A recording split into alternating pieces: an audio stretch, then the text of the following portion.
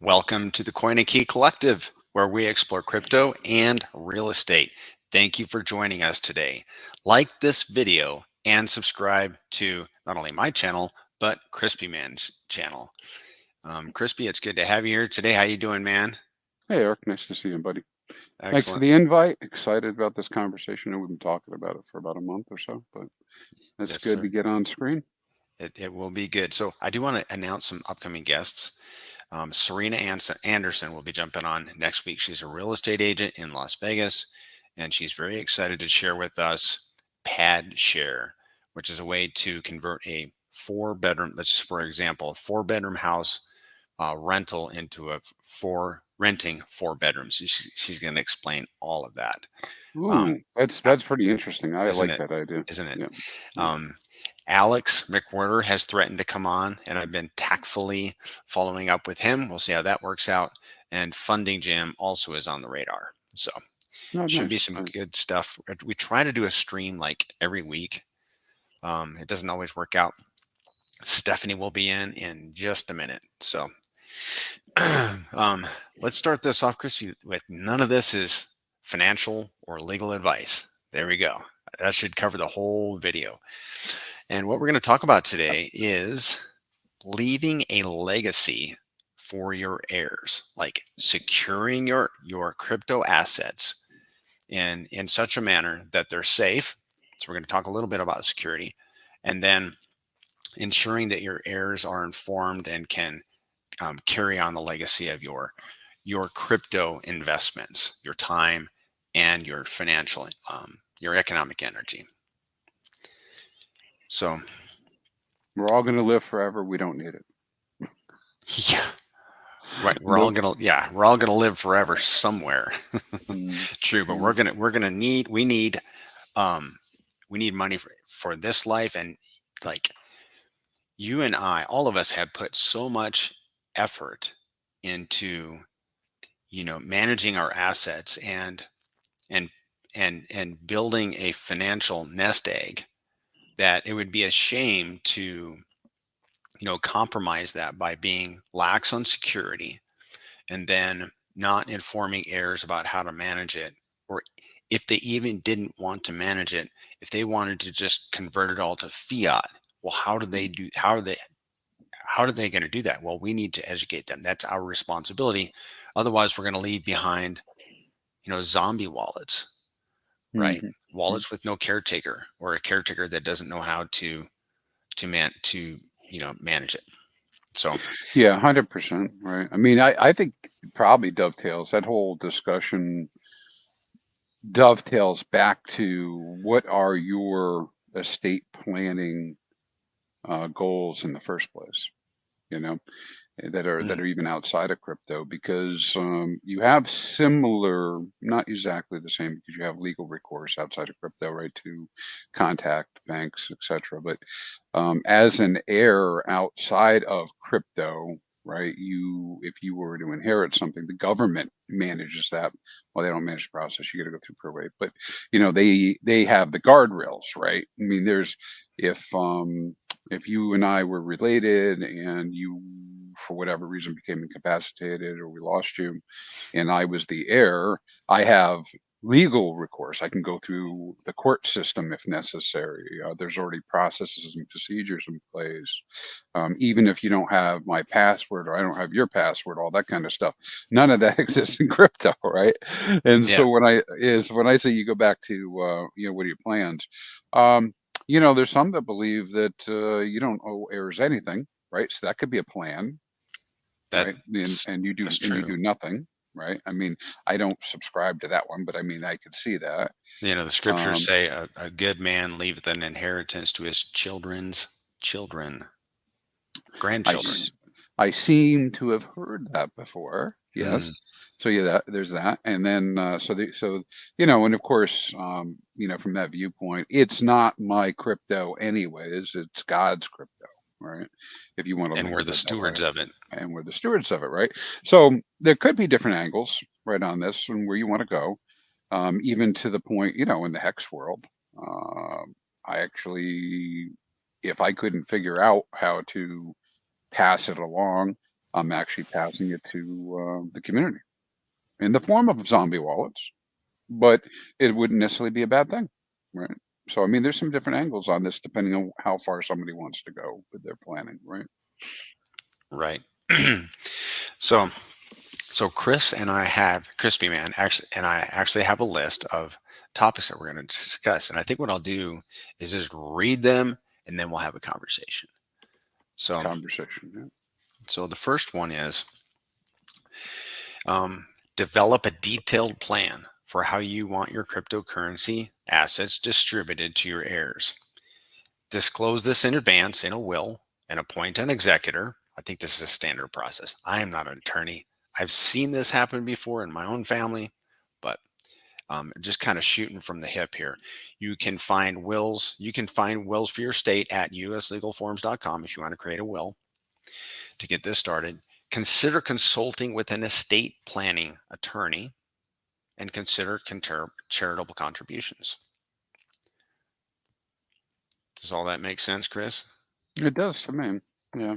Now I got to tell you, most people, and we're probably not. Maybe you're all set. In fact, I think you might be all set. Most people have not done all the things they need to do to plan like this, for their Yep. estate planning. And I think so upwards quite, of 90%.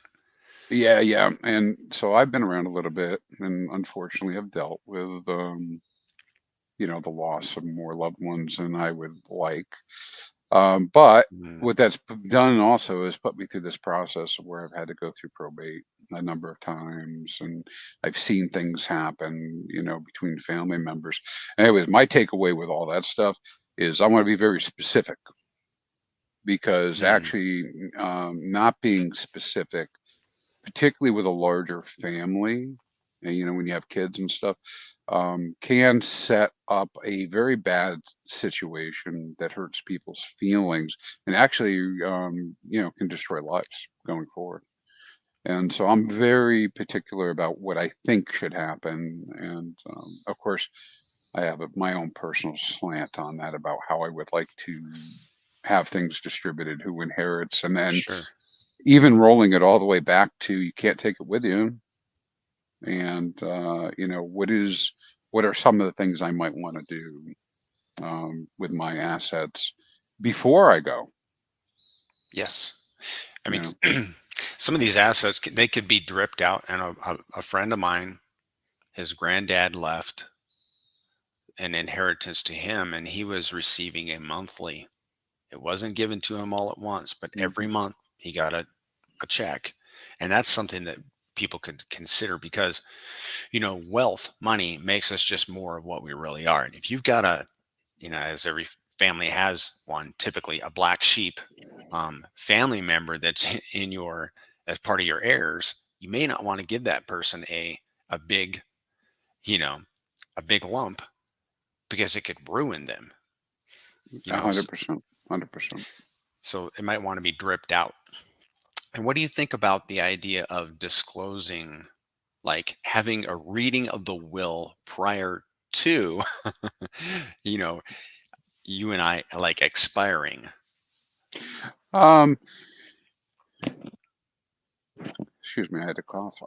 No worries. Well, I'm a I'm a fan of that, but I think it's very conditional, right? I Mm, mean, it's going to depend on your situation, and what your who your heirs are and that type of thing. But I again, because I believe in that whole idea of not surprising people, I mhm, would prefer that they be aware of it. So, for instance, in my case, I've shared this with people many times on the stream. I have 6 children, right? They're all adults, mm, right? They're all good people, right? I don't have anything that I would say they're not good people. Like they're good friends to everybody that I know. They're all different, and they have their ups and downs. And maybe one or two would be considered black sheep. But I don't want to introduce through my wife's and I passing more stress than they need to have, and mm, more complexity than they need to have, because I've seen that in the past. I've seen brothers and sisters go at it. I've seen cousins go at it. I've seen pretty negative stuff, and then that's just in my own family. Never mind going out to the public. You can find lots of examples, and how people really get wound up. And the reason for that, I think, is it's not really so much about the money, but about the relationship or the perceived relationship they had with the people. Well, in any case, you asked a very specific question. Yes, like in my case, I made it very clear to my children which houses they get, what what values do they get, what the split will be, and I actually try to actually move that up into real life rather than post life. But I have those same concerns about how do you actually distribute. But I think knowing about the distribution in advance is good, eh, depending on the situation. Now, if you have only one heir, it might not make so much of a difference, right? Right. Yeah, well, Stephanie is in the room. Let's bring her in and I'll introduce you to Stephanie. Good morning, Stephanie. Good morning. How are you guys? Doing Good well. morning.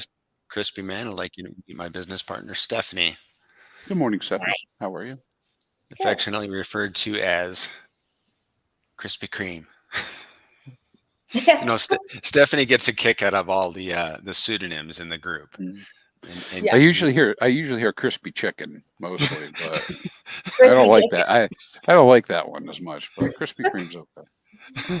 So, just to get you caught up real quick, we've been talking about so the title of this one is leaving a legacy to your heirs. So we've been talking about how to develop, developing a plan. Actually, we're going to get into that one. We've been talking about like informing your heirs about your plan, your will, having a will, and having that conversation with your heirs. So we just got through the. Did you want to make any other comments on that first point, Chris? No, I think that I think I pretty much made the point, right? Yeah, depending on your conditional situation, right? Your conditions, you may choose to do that. It might be a good idea. Right. Okay. And I would recommend regularly reviewing that plan and updating it because life changes. So reviewing it once a quarter might be too much, but at least like once a year, depending on how quickly your life changes, might be a good idea. You got any thoughts on that? Yeah, sure. I think at least a yearly review Hmm. and possible changes are necessary. And of course, there's some planning to go into it. Like you mentioned, dripping, which I think you're referring to. Limiting how much gets distributed over a period of time, and I think that's necessary too because most people, and I'm assuming we're talking crypto, right? So maybe this is some expansive wealth, right? Maybe, right, for people they've really hit it big and they're turning that over. Um, I can guarantee you that most people that inherit money don't know how to manage it. Hmm. Right. And that's my experience, right? I don't know how to manage inherited money, didn't know how to do that. And what does that look like? That looks like you spending a lot of money on stuff you didn't really need because usually for emotional reasons, but or not, maybe you just make some bad decisions. But most people, what do they say when you inherit wealth that only lasts like one generation, two generations? And so Makes then sense. yeah, what ends up happening is doing something like a trust that only puts out a certain amount of value per year, per quarter, or whatever. For some, works out pretty well, particularly with special needs type situations. Like, there are certain people that might need care or not able to actually manage their own finances. Okay. Something that we are going to have the ability to do is set up a dead man's switch. So, and I wanted to talk to you about that. If you have any knowledge about setting one up, we might be able to use Tetra to do that. Do you have any Yeah, insight on I that? saw that. I saw that on your list of possibilities. Well, Can you kind of explain what a dead man switch is for yeah, the newbies? good point, Steph. Well, I'll give you my definition. My definition would be, if certain conditions are met, X, Y, and Z, then there might be some sort of automated process to distribute crypto, and that could be very useful to some folks, particularly if they're not into the technology, right? To be able to distribute. Um, True. of course, a lot of the rules, the guardrails you would put in place for that, you could accomplish through your will, but it would require in some way identifying where the control keys are for your items, that type of stuff, you know. And I don't know that I'd advocate right at the moment using Tetra for a dead man switch, Not yet. but I could see the potential for something like that. Yes. Agreed. Yeah, and the reason we wouldn't advocate necessarily doing the Tetra right away is it needs to be used first. Sure, Let someone else get wrecked. Don't wreck yourself. sure, sure. Isn't that where you're going with that? Yeah, and it's not so much about the guys or the folks doing the development and the software. I mean, it could be perfectly great software and be the best software ever, but your decisions when you just set up your switch might be bad. Right? True. And meaning, you know, things change over time. It's like we are talking about with the will. The reason you go back and revisit the will, your will and testament over time is conditions may have changed. Assets may have shifted from account to account. Your desires might change. And if that happens, right, you don't necessarily you have the ability to quickly fix it, you know, when the condition arises. Because sometimes particularly with technology, sometimes there's unanticipated events, Yeah. right? Like I just use an example. Who would have thought there would be as little liquidity, for instance, on the Ethereum chain for Hex at this point? Who would have thought it would have been delisted? So if I had set up an automated process, right, I don't have any control over those entities, right? And the automated process was, hey, go to Uniswap and sell. I might be in a lot of trouble. Yep. Good points. All right. Another point I want to bring up is like avoid keeping your assets on exchanges. Exchanges are like public bathrooms. You go in, wash your hands, and leave right away. Um, and then you want to sit down with one or more of your heirs and show them how to manage your portfolio. I've done this with a couple of my family members, and I could tell by the look on their face, especially when it came to assets like Hex, Icosa, and Hedron, that it was very complicated. It's too much. I can't even do it. I can't even do it. I got to remind myself just to do the things I need to do. Right, like how about mint before I end? You know, those types of things, right? So, Even my Always assign like an executor, like you would a typical will, someone who understands it. Maybe if, you know, your kids don't get it or partner or whatever, you could maybe find someone in the family or someone you trust to maybe be the executor of it. Because I mean, yes, if something happened to me, my kids don't know. I mean, they're probably better at technology than I am, but if you know you don't have someone that understands it, then it could be a lot of money just floating out there lost, right? hmm that's a fair no, point. 100%. Yeah, Um, yeah. so I was just going to say with that, I found it daunting. Actually, this was a great use for Zen for me. Not that I promote Zen, but the premise of educational crypto.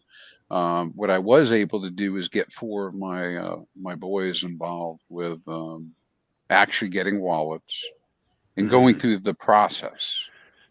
So, and in that way, Stephanie kind of building up that knowledge. So maybe somebody would be able to at least understand what the heck we were talking about, you know, after the fact. Yep. Consider we have this technology. One thing you can do, and I'm not a super advocate of digitizing your crypto stuff, but you could record a video and put it onto a private some record a video and give it to your heirs. And something that I have done is referred my heirs to men in the group, two men in particular. Um, and I have I just gave like my heirs the contact information and where to find these guys in case, Mm. mom and dad are hit by the bus, and the kids know where the stuff is, and they've been informed through an email how to get in contact with a couple of men that are in these assets, ICOSA, and the Hex ecosystem specifically, that they can reach out and say, "Hey, my mom and dad aren't here. How can I manage these assets?" And these guys have agreed to say, "Yeah, I'm willing to walk your family members through that." And that's something that anybody can do, especially if you got buds in the Telegram chat. That might be a wise thing to do. Any thoughts on that, guys? I like that idea. Yeah, I think having a good support network after the fact is good. Of course, I prefer, like we were talking about initially, I would prefer that, I've trained someone within our family to be able to do it already, because, trust is an issue. Mm-hmm. And actually, the same types of problems that we have with family. I mean, we've probably all seen it. There's always somebody who runs into a problem. I mean, it takes a lot of responsibility to actually fulfill that function for somebody else. And, meaning if somebody was to contact you and they need help, and then there's always that risk of misunderstandings, and, the idea that you did something that was, that prevented them from getting the value that they thought they should get, yada, yada, yada.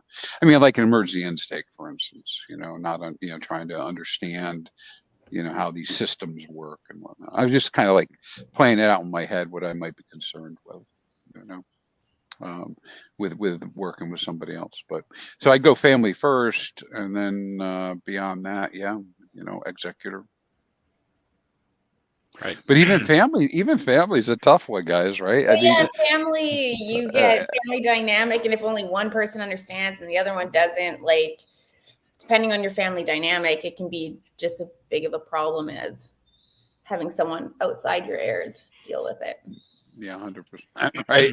I mean, and even not it is crypto, and it's easily transferred. Maybe something like Matty Allen's product, for some things makes sense in that kind of way, so you can do that. And by the way, right, I mean, there's other ways, and I know it doesn't lend itself easily. So this is a really complicated conversation. But let's just say, for instance, I was holding, right? Wasn't doing anything else with things. I could be using Holding meaning. holding crypto, Okay. hodling. Okay. And so we'll just oversimplify it. If I have I could set up a safe, a Gnosis wallet.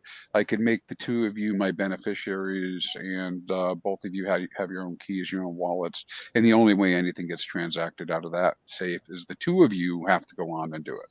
It's like Right. Vitalik did with his mom, right? I mean, so there's different ways that you could secure things. They all come with some edges and hairs on them, I guess. Yep.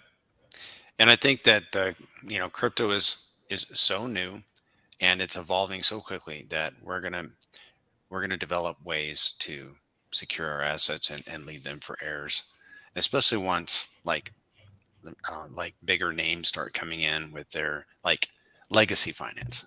Once they Mm. start coming into the space, they're going to bring ideas with them, and one of those is going to be how to secure um, crypto for heirs. So you, 100%. yeah, so you want to have a way to keep accurate records of all your assets, your wallets, important action steps. Take action dates, and you want to give that to your heirs. And like I use Excel for that. It's a You have any? program. Yeah, I'm sorry. that's a program on the internet. Well, not on the internet. Well, I guess it could be cloud. You got to be careful, right? Because remember, that stuff does go up to the cloud too. So Yeah. anything you do put in those, it Anything should. This written down, we yeah. don't mean. Yeah, we don't mean keys and passwords. Yeah. No. You know. Yep. Yep. Passwords and key seed phrases are never should never be digitized. Um, I just I have had, I have a marble slate that I engrave everything into here. So oh dear, I use stainless steel. there I'm you a go. big advocate There of you go. stainless steel. I had this thought the other day. I'm always trying to figure out like how do you secure, like if you were traveling and you wanted to keep your crypto safe, you want to have some with you so you can transact. How do you keep it safe?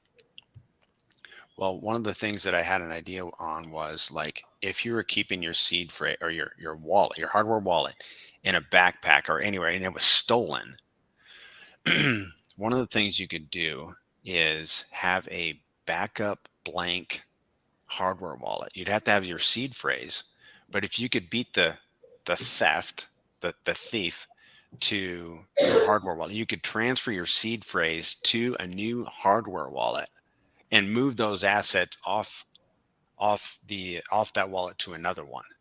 You follow me on that? Yes, I do.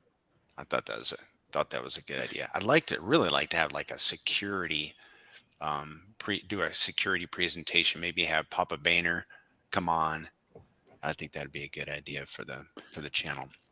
Yeah, the Boehner. Yep. Yeah, and I actually owe another video on security myself to the channel, and also in support of the security practice within our community. But I'm a very strong proponent of the security. But to your point, specifically, hardware wallets. I think.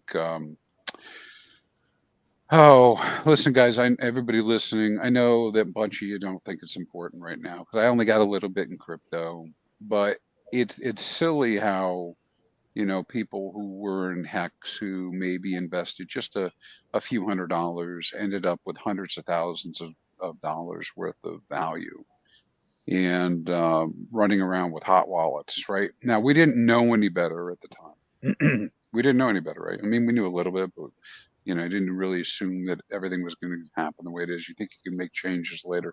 You have to always assume in crypto you're going to see some sort of weird, increase in value. And God bless, maybe it happens for you, right? But you need to be thinking that way long term for your, for your security. On your point about traveling, um, I am a staunch, hey, not your keys, not your crypto kind of guy. But that doesn't mean that I don't participate in other things like exchanges. And what does that look like? Again, it's all very relative, um, but you could. And I'm not telling people to go do this, but I mean, I do maintain a small amount of value on Coinbase, for instance. Why do I do that? I do that because I want to transfer in and out quickly. As long as my transfer value is below that, I can move in and out. I have access to that. I also could have access to a hot wallet, a little different mechanism while I'm traveling if I wanted to. Yep. And anyways, there's some different methodologies you could use. What you don't want to be doing is exposing the majority of your assets all at one time, all the time, right? I mean, it's Yes. how people end up going from one wallet to 20 wallets, how they end up going from one hardware device to 20 hardware devices, that type of stuff.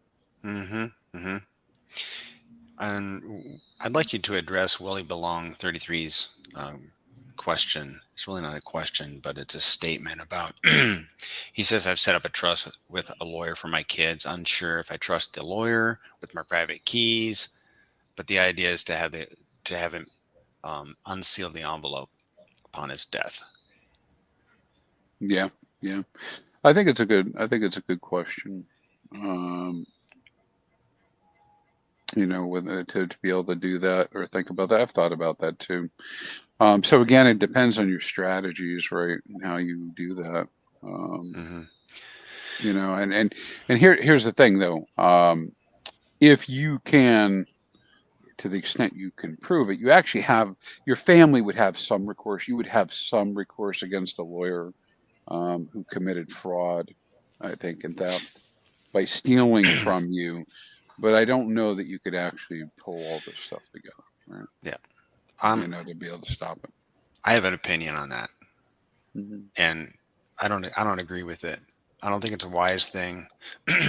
Maybe if it were a a portion of your entire crypto portfolio, but to give your private keys to someone else, even an attorney, you're taking a huge risk, because you're risking that man.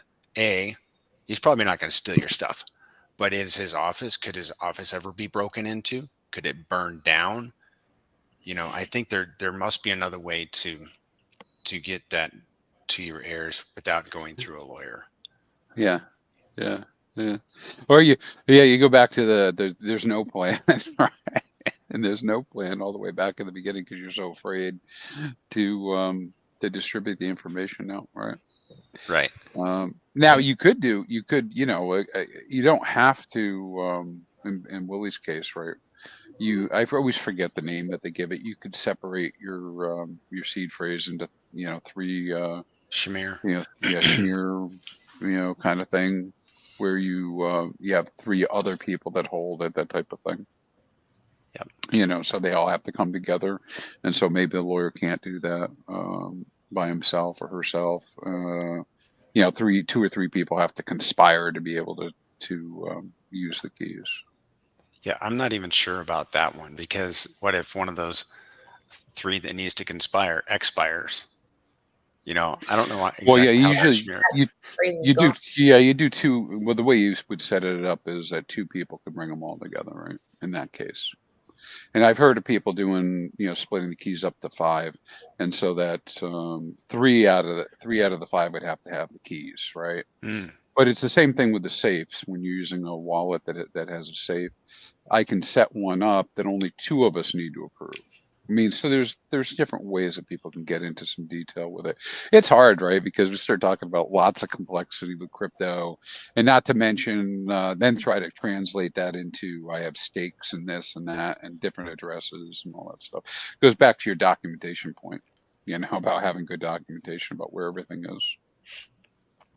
Yep. I'm going to show a freedom number calculator just to give some idea. Is this where we yell freedom? We shout freedom? It all depends on how much you're putting in now. Now is the time. Now is the time for we're in the crypto accumulation zone right now. If anybody hasn't figured that out. Yeah. 100%. All my indicators are firing off saying buy. Yeah. But what does that mean? I don't know what'll happen. But everything is on sale right now. But I built this a few weeks ago, and it really gave me clarity on, how fast things can grow. We know that, like, Hex, for example, did a 10,000x, which is I think it's one of 4 tokens to ever done a 10,000x. So it's very rare. However, how many X's do we need to do to hit our some certain goals? So I built this calculator. Freedom. So this is the first line here is your freedom number for 1 month. How much do you need to exist to live for 1 month? So in the United States, perhaps 10 grand. Fair point is that, you stole that from me. You stole that. when you make money in crypto, you might want to buy extra things. So let's go ahead and make that 15 grand. That was Dane's point. And then what's your crypto portfolio value today? Let's say this person has 50 grand in their that's the value of their portfolio right now. And so this is going to be their freedom number over a 3-year period. So it's 15 grand times 36. I love this conversation because I don't know if you heard me talk about it, man. I think one of the best things you can do for yourself and your family is figure out your numbers. Okay. The next one is, if you exit at the top and ran to the bottom, what would that look like? In other words, we have 50 grand in ICOs in crypto today, but we know that these market cycles might start to even out. So how much do we want to put in during the next bear cycle? We're going to withdraw $3 million to enter the bottom of the next cycle. And then if you wanted to invest in something else, such as real estate, how much do you want to put in real estate? And these are just numbers that I pulled out of my hat. $7 million. So this is the total that you would need to to achieve your freedom number and re-enter crypto and buy some other assets. $10,540,000. So your $50,000 that you have now in crypto would need to 211x, which is possible in crypto. And you can always change these numbers. See if I have enough zeros there, and then the number of x's change.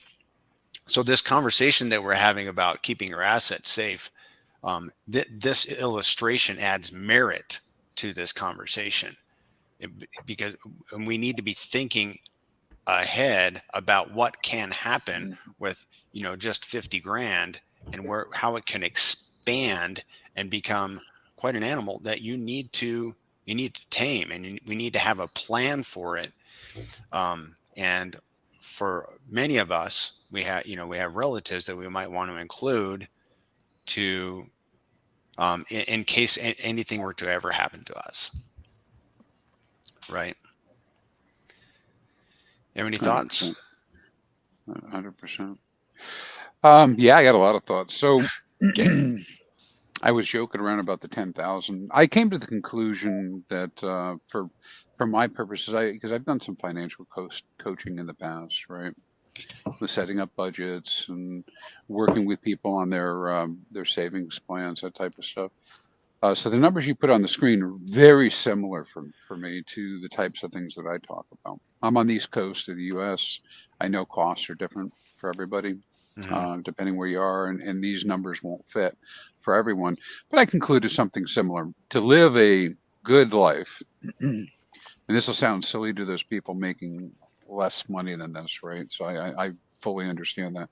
$120,000 a year, $10,000 a month is a really good target. What does that get you?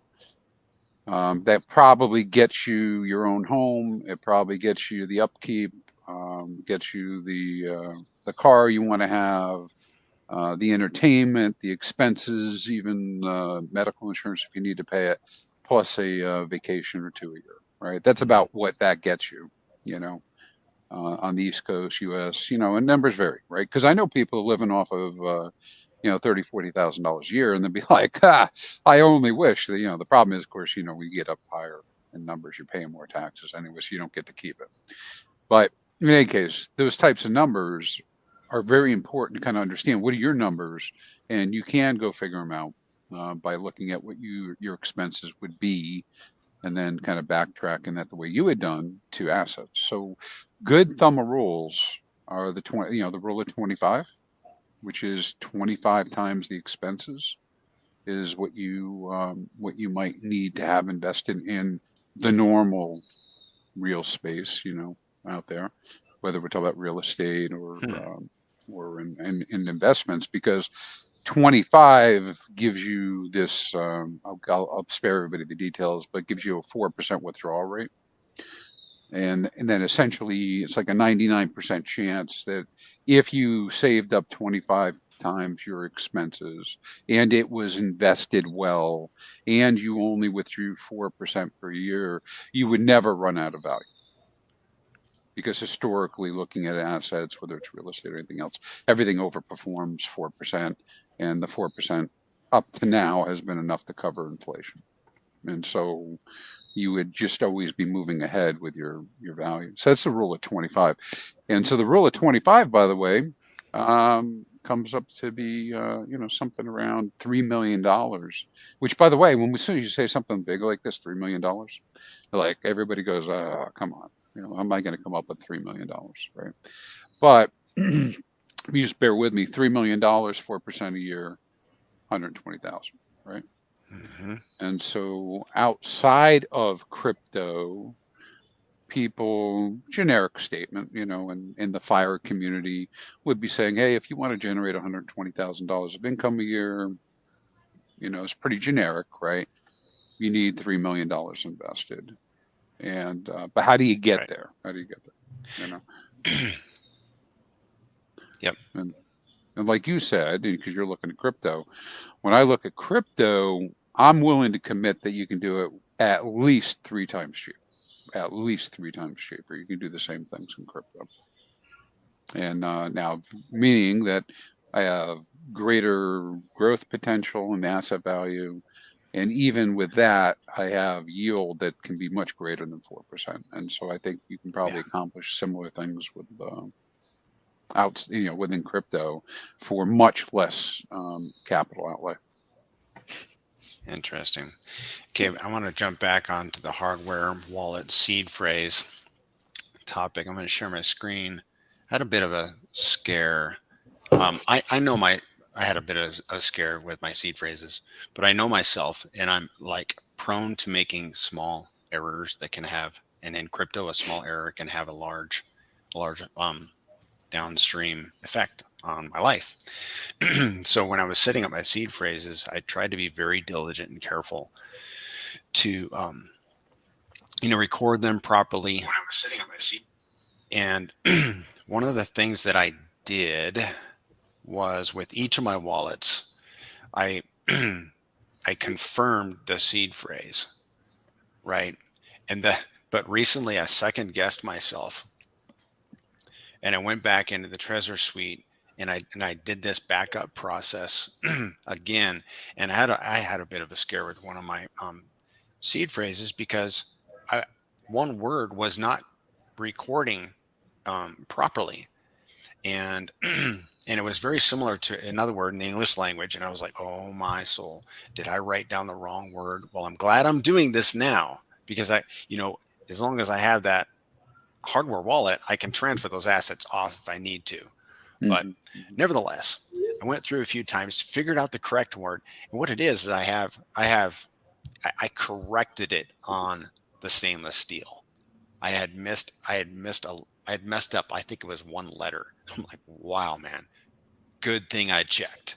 It's a very Mm-hmm. tedious task to do it on a Trezor, but I gutted it out, and I'm glad it did. So my recommendation for everybody that has the little, I can't show you because it's plugged in, these little Trezor devices, is that you verify your seed phrase. And the way you do that is go into your settings, and you click on, see, I did it on all of my wallets. The backup was successful, but you just go check backup, and then you want to do the backup that's not where you're typing it into your keyboard, but where you're tediously pressing or clicking on the little annotations that pop up on your computer screen, and then verifying on your hardware wallet, and going through your seed phrase word by word. That way you're ensuring that the seed phrase on your stainless steel is the exact one in your hardware wallet, so you don't get yourself into a jam. Yeah, 100%. Now, I'm pretty sure that you were required to do that initially when you set it up, right? But yeah, it's not a bad idea. One of the very first things I did is go get a second wallet as a backup and go try it. Exactly what you just said, right? Because I wanted to prove to myself that I really could, even though I had all the documentation, put the seed words in and get something else up and running. Yep. Very important. Well, do we miss anything? You guys have any other points? Um, I think that the planning, this type of planning is important, right? I mean, obviously we're having a video. I think that we're talking about that. I mean, there might be some things that'll come out in the chat. Um, I think that again, for the people who disregard it, just imagine, because it could happen, right? Just imagine your value is 1,000x what it is today. What kind of decisions would you be making differently? Because that can happen. It did happen. It does happen, right? Whether it's you losing control at the time or in advance. I mean, nobody wants to be the guy or lady digging up the dump for their Bitcoin wallet, right? I mean, nobody wants to be doing that, right? It's happened. It's happened, and I guarantee you, it's happened on Hex. I mean, and in other assets. I mean, there's been who hasn't. I mean, not everybody, but I mean, I've run across a few times where I said, "Oh, damn, I forgot I bought that," and it's in this wallet.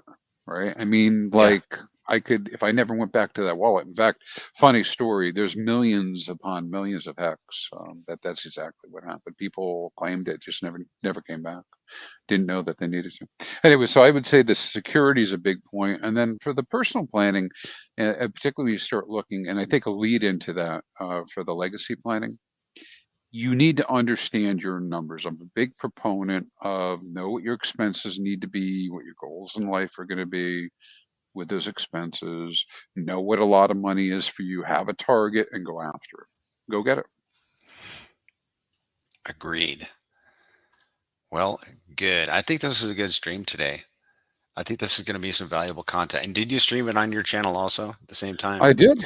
Cool. It's People content for your are channel watching. too. Yeah, you get kind of exposure to this type of idea. You know, I see Sloth out there in the chat. This is something he and I talked about a bunch too. I think I mentioned you know, that the idea of really doing this type of planning. You know who hit on it really good? Tell It me. was kind of a sideways thing. I don't know if you guys both watch Sami. Most of us know who Sami is at this point, right? Yes. You can't get away from that. And he you know, he comes up with some little Easter eggs and diamonds in the rough that he throws out there, and he was talking about that last night, I think. Or there's so many videos, it's hard for me to keep track when they actually came out. You know, like I don't know if I aspire to that, but anyways, the idea that you got to take care of your debt first. You know, you got to take care of yourself first. You're Right. outside of crypto first. You know, make sure you're in a position to be participating in crypto in the first place. You know, it's okay to dabble a little bit, but if you're paying, you know, if you got tens of twenties, and I know people with hundreds, right? You know, $1,000 worth of debt out there, consumer debt. You got to resolve those issues too, right? Right. So, and he was making the point that make sure you can cover your four walls, make sure you're covering your debt, make sure you're not, you know, getting in trouble with the tax guy, you know, make sure you're covering what you need to do as you're going into crypto, and only then should you really, and he didn't say this, so I'm saying it, only then should you really be dabbling heavy in crypto investments. Yep. Agreed. Okay, so I think we'll end it there. Everybody, thank you for joining us. Please hit the like and the subscribe button if you haven't already. And just a reminder, next week we have Serena Anderson coming up. She's going to talk about pad share, how to take a 4-bedroom house and turn it into a four bedrooms of rentals. So I'm guessing that means pad share is a pad on the door, right? The doors. No, Is that pad what that share means? is the name of the company, the organization Okay. that actually you can look it up on if you wanted to on the internet. I will. Yeah, but she's going to do a presentation with slides. I hope I have to confirm with her. But funding Jim is on the docket. Alex McWhirter has my calendar. Liked and subscribe to our channel, and Crispy's also, his link is in the description, and also a link to Crispy's X, no longer Twitter. A link to an Aurox wallet, which we prefer as an alternative to MetaMask. A link to buy a Trezor wallet. The Trezor, here, I'll unplug it now. The Trezor wallets that I like, you can buy these at Trezor.com, Trezor.io, whatever it is. But there's a link in the description for that. And if you're brand new to the RH ecosystem or crypto, there's a link to set up a one-on-one appointment with me. Thanks again for joining us, everybody. See you next time. Thanks. Thank you very much.